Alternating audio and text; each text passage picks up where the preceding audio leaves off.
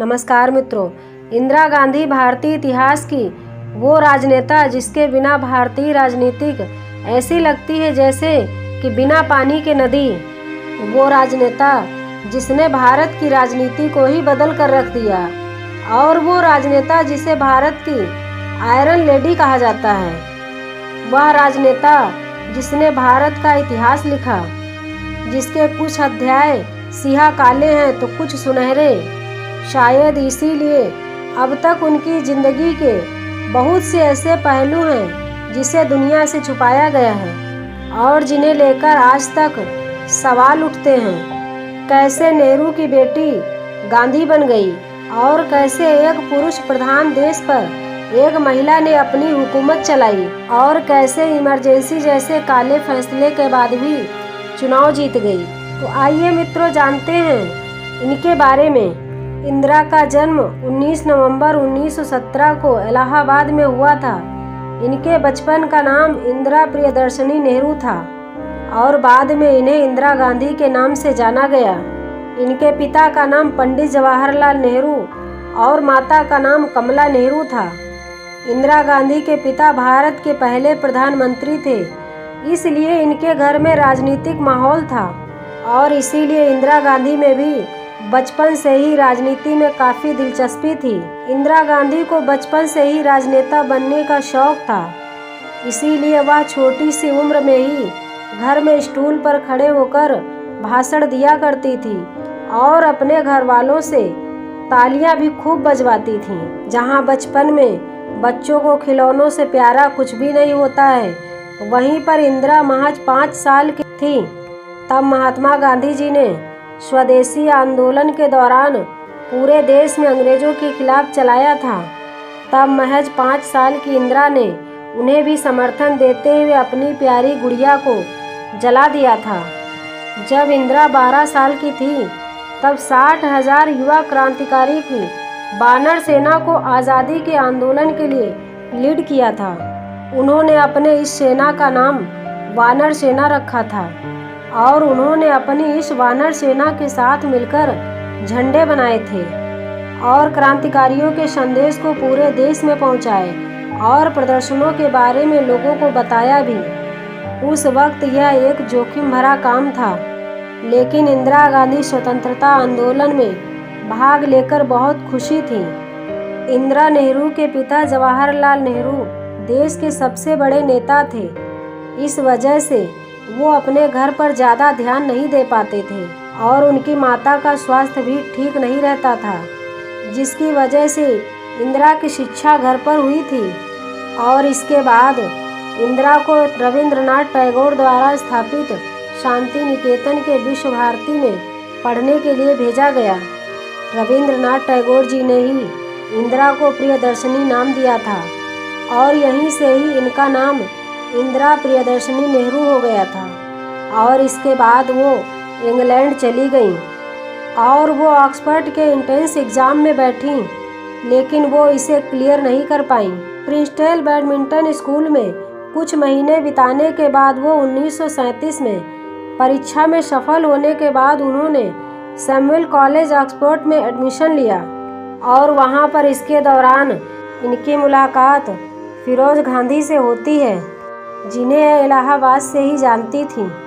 फिरोज गांधी एक पारसी थे जबकि इंदिरा हिंदू थी, इसीलिए उस वक्त इनकी शादी पर काफ़ी विवाद भी हुआ था।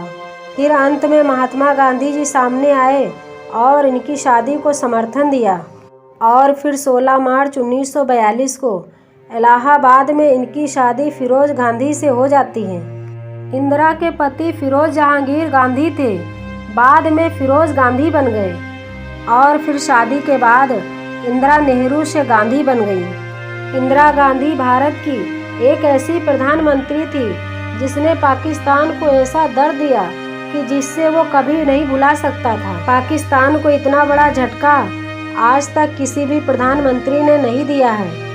साल 1971 में इंदिरा गांधी के आदेश पर भारतीय फौजों ने 30 दिसंबर को पूर्वी पाकिस्तान में प्रवेश किया।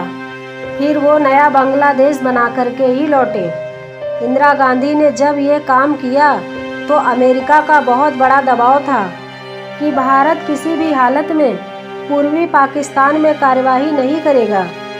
अगर उसने कुछ किया तो अमेरिका भारत के खिलाफ कार्यवाही के लिए अपना 7वां बेड़ा हिंद महासागर में भेज देगा।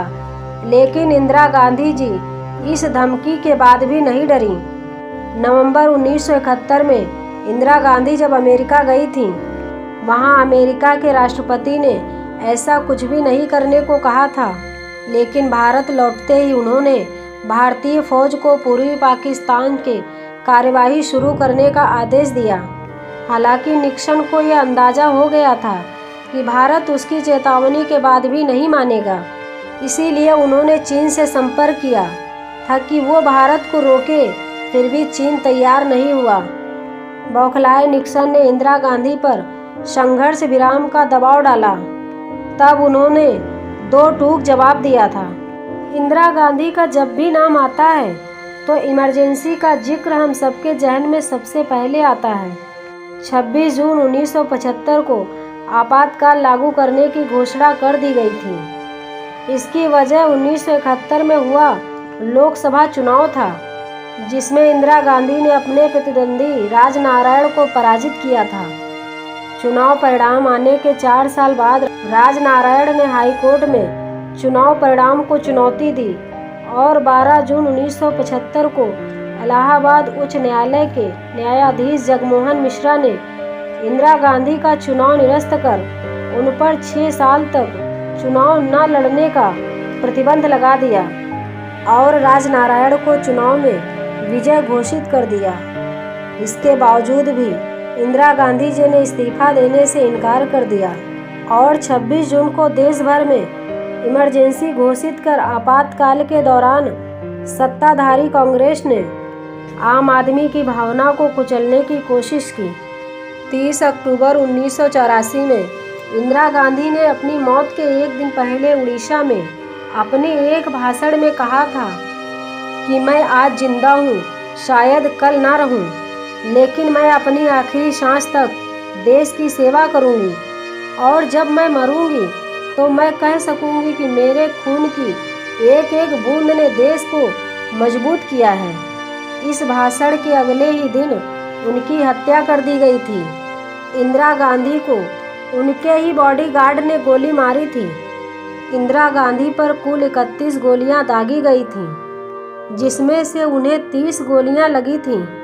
23 गोलियां उनके शरीर से आर पार हो गई थीं और 7 गोलियां उनके शरीर में ही फंसकर रह गई थीं। इसके बाद उन्हें एम्स में ले जाया गया और दोपहर में लगभग 2 बजे उनकी मौत हो गई थी। इंदिरा गांधी जी एक शक्तिशाली नेता तो थी ही, साथ ही में उनके लोहे जैसे मजबूत इरादों के दम पर उन्होंने पड़ोसी देश के मुद्दे संभाले और मजबूत विदेशी नीति बनाई।